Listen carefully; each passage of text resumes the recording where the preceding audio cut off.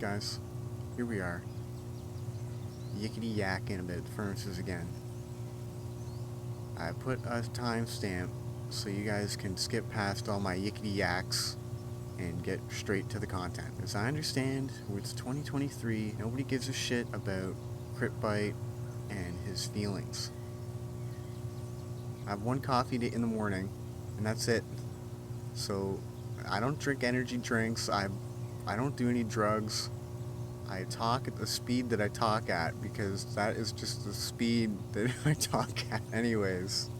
For those that are actually listening to this commentary, I've figured out that this is the simplest way to do it. This is the new meta. Critbite was a liar, Critbite's a liar. So this is the way you're going to want to set it up. Yes, okay, maybe if you slammed all the furnaces to one side, you could get all that electrical equipment in there. Guys, I'm not gonna do that, okay? What are you, out of your mind? Anyways, enjoy the video. If you appreciated my little commentary spiel at the beginning here, hit the like button. I love you, thank you. And Jason, I love you, thank you. Thank you so much, I really appreciate it. You have no idea what that means. Alright, here we go, guys. We're gonna do it.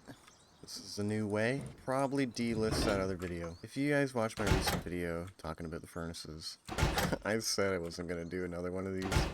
We're doing another one. I feel I'm misleading you guys with that last video because it would appear they've updated. They keep updating the game, guys. I don't know what to say. Alright, so you want your conveyors. You only need 2. You don't need that crazy amount. You might have some trouble placing these conveyors. Step aside. So I flipped it over so you get an output and an input on the same side. And same thing on the other side. Right? If you didn't flip it, you'd have output. Anyways. So you're going to start off with 3 furnaces. You're going to have a cell somewhere. You have a furnace room somewhere. You see my recent base build, the perfect spot for this stuff in the new base design that I'm setting up. I don't know, I gave these things a lot of flack, but it's not as bad now. Okay? Your input, you're going to grab your output here. You're going to do something like that. Okay? So this is like the start. The start would be just 1, and then you just keep daisy chaining. Now, the reason why you don't have to make the splitters anymore is because Facepunch made it so it will evenly distribute ores when you chain them up like this. Just all I'm going to do is, I mean, you could hold the Alt look button, but just don't touch the mouse. Try to place it as perfectly as possible. Doesn't have to be perfect. I'm just doing it for the video. You're going to raise it up a good bit because you're going to have 2 rows of splitters. You're going to click and don't move the mouse. And you'll have perfect splitter placement. And I go like this to leave one off to the side, and same thing here. 3 branches. So it is less power, but it's still the same amount. It's 33 rust watts that needs to be passed along, and then obviously 2 rust watts because we got one per conveyor. And so I'll try to like talk normally. I know some people want me to talk fast, but when it comes to this electrical stuff, I feel like talking fast would not be a good idea. I mean, I'm doing the nice wires for the thumbnail, so a little 45 here, I don't know why, it looks nice. So power out, you get a little something like this, and then, so I just click in the center of the branch. You don't have to do that. You could do direct connection, and if you don't like how it's snapping, you can back up a little bit. See, if I'm forward, it will snap, but if I back up a little bit, it won't snap. You get perfect wire placement. So electrical pass through. So electrical pass through to power input. You gotta branch out into the conveyors. Make sure this is set to 2. These have to be set to 33. Now, all you're gonna do is you're gonna be splitting up the power. And the reason why I use splitters is because there's only 1 rust watt of resistance every time you go through a splitter. So that's why you need the extra 3 here. The splitters are better. The splitters are literally meta if you're just doing 1 connection and doing an extension, because there's only 1 rust watt. If you did branches, you're losing, if you look here on the branch, you can't set it any lower than 2. So that means there's 1 rust watt of resistance, and then there's 2 just automatically getting branched no matter what. This thing's 3 rust watts of resistance as opposed to 1. So use splitters as extension cords. Getting a little off topic there, but I thought I'd just point that out. People think I'm out of my mind when it comes to the splitter. I assure you, this is the way you should be doing it. Split up the power.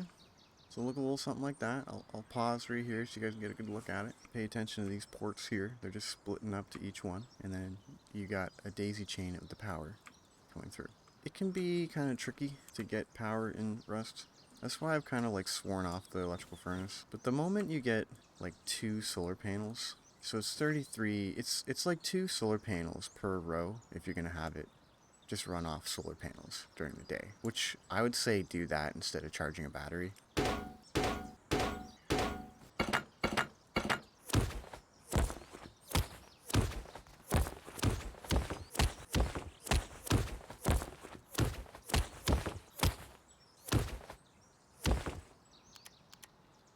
Anyways, so the igniter. I did a lot of yickety yakking in the comments, and I feel terrible that last video. That's why I gotta redo this video, you know? I broken record with the furnace, but I mean, I want content that's evergreen, you know? And, I mean, that content's not evergreen. That's the problem. Smack this furnace up on the edge here. Now, you might not be able to do that because you got a wall. So, in that case, you might have to go here and rotate it. Put it right here.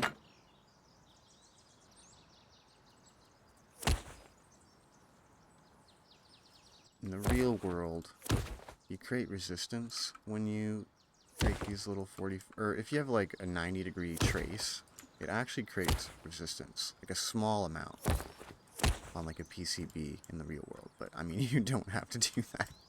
That just makes it look cool. Okay, so those things are powered up, and so what you want to do is get your button, and you can put your buttons wherever. I'll put the button right here, and just don't move your mouse, and you get a good placement. Sick electrical cord stacking up there. Okay, so these things should turn on. I mean, you wouldn't maybe you'd have the 3 and then put this thing down. So now it's the time to get the box going. And so you're gonna need an adapter. Now if you hold shift, you can actually pipe onto the adapter. And I don't know if you guys wanna, I mean, you can pipe it up with any way you want. So there, it's piped up.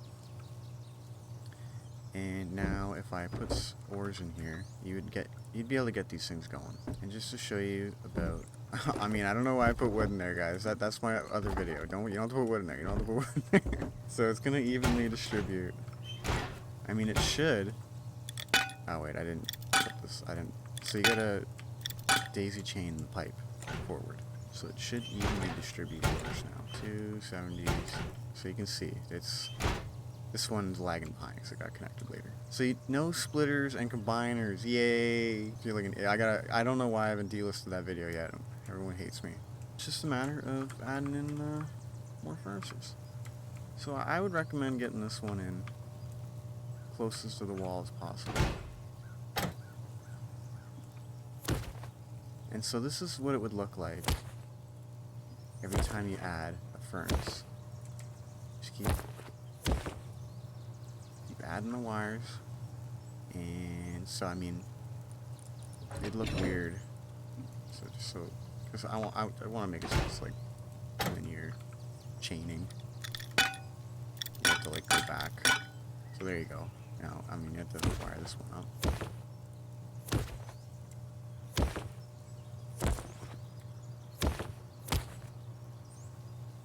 Make it look like a PCB. Hit the button. See, the problem with doing electrical furnaces, you're not going to get any charcoal. So that's why I'm like not in love with the electrical furnaces.